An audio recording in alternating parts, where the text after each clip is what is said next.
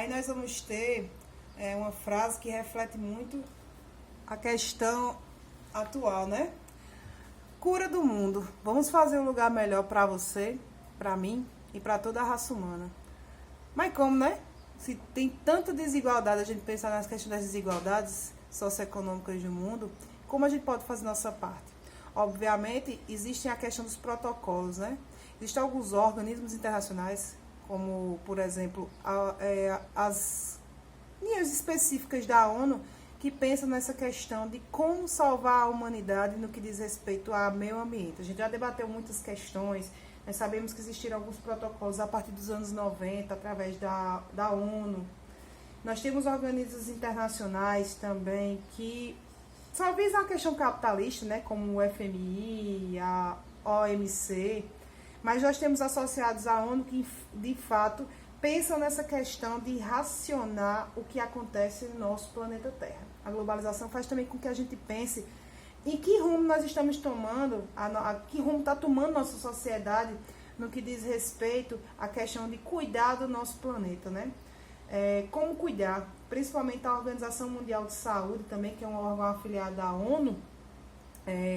A saúde em muitos países está em questão de comprometimento a partir dessa questão desse novo vírus que está assolando a nossa sociedade, mas existe também uma preocupação efetiva que essa globalização está, de fato, acentuando a questão também do aquecimento global, o surgimento de indústrias, principalmente depois da primeira Revolução Industrial.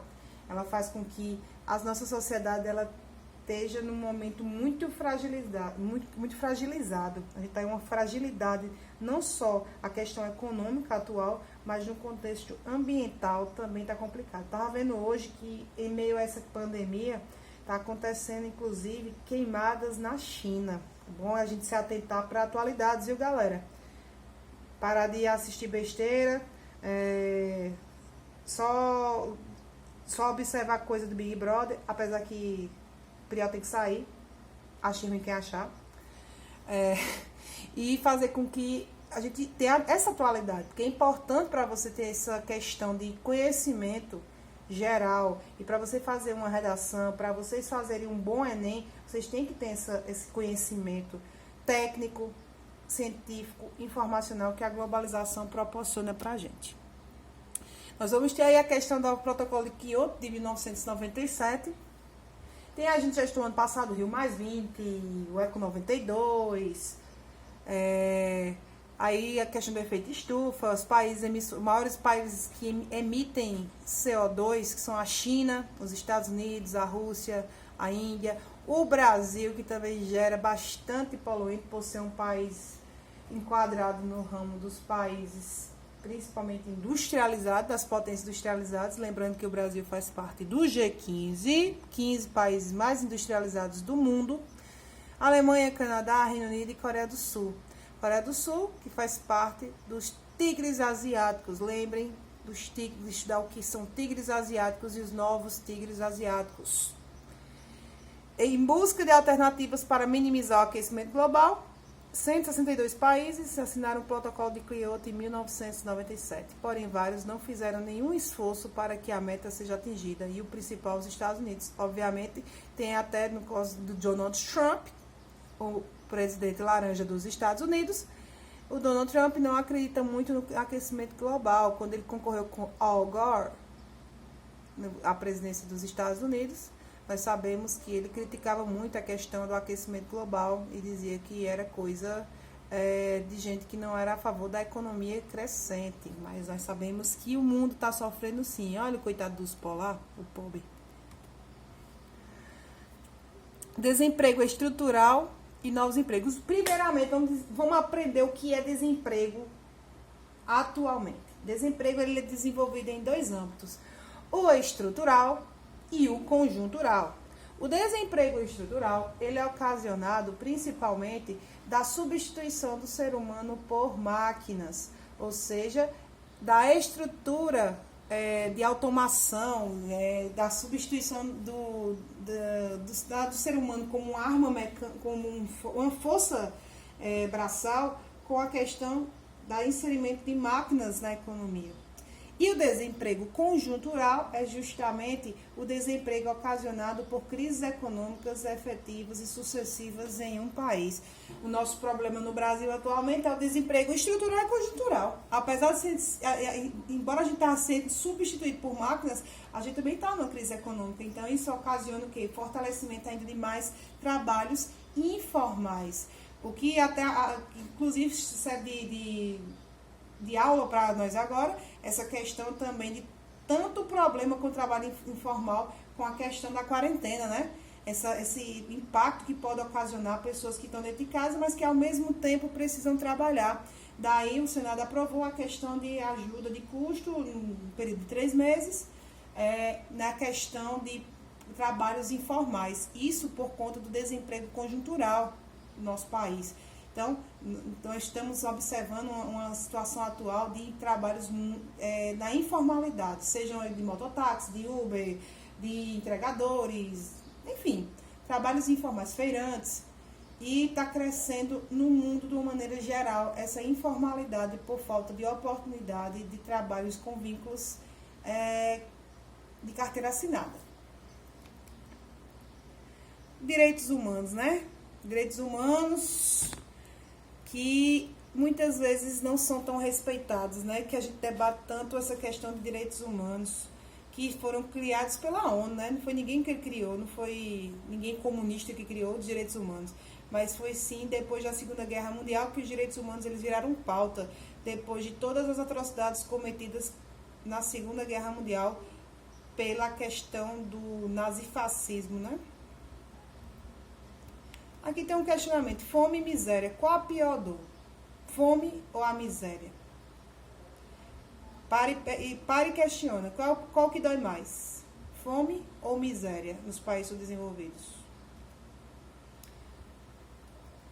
Aí tem a questão da doutrina Bush. A doutrina Bush foi justamente depois de 11 de setembro que mudou totalmente o contexto de que a gente observava a questão da guerra ao terror, que no fundo nós sabemos que ela levou como uma perspectiva bem particular pela questão da busca pelo petróleo dos Estados Unidos em relação aos países do Oriente Médio. E aí nós vamos ter o foco dessa doutrina Bush nos países no que diz respeito, que eles criaram o chamado eixo do mal, né? Criaram a questão da Coreia do Norte, do Irã, do Iraque, Afeganistão, Paquistão. Criaram, na verdade, destruição em massa do terrorismo. Na verdade, o que é terrorismo, né? Se não, por exemplo, aterrorizar um povo que tem menos armas do que eles mesmos.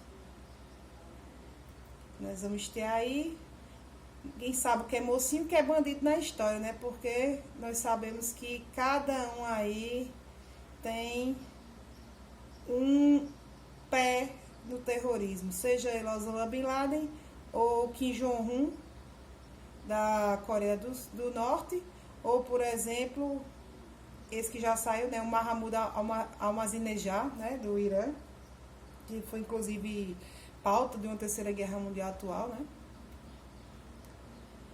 Aí nós vamos ter os tigres e os novos tigres. O que são tigres asiáticos? São potências econômicas que surgem a partir dos anos 90 dentro do continente asiático, né?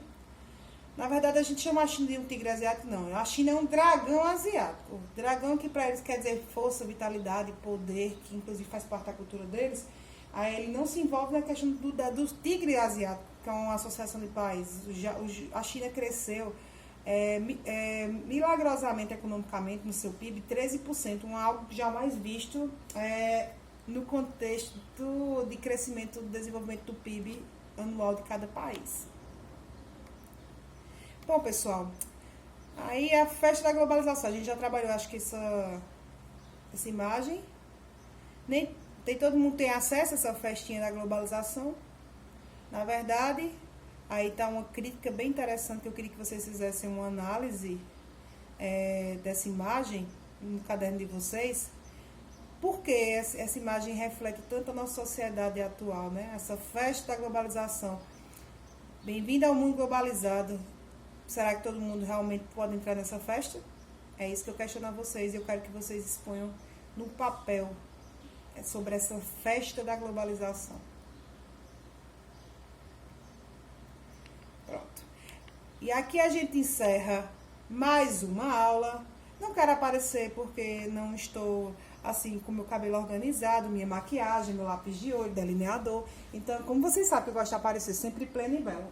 Mas estou aqui com minha força, minha garra e meu conteúdo, e principalmente o meu cérebro, para expor um pouquinho para vocês, mesmo nessa quarentena, algum tipo de conhecimento. Mais aulas virão para vocês, possivelmente, se Deus quiser.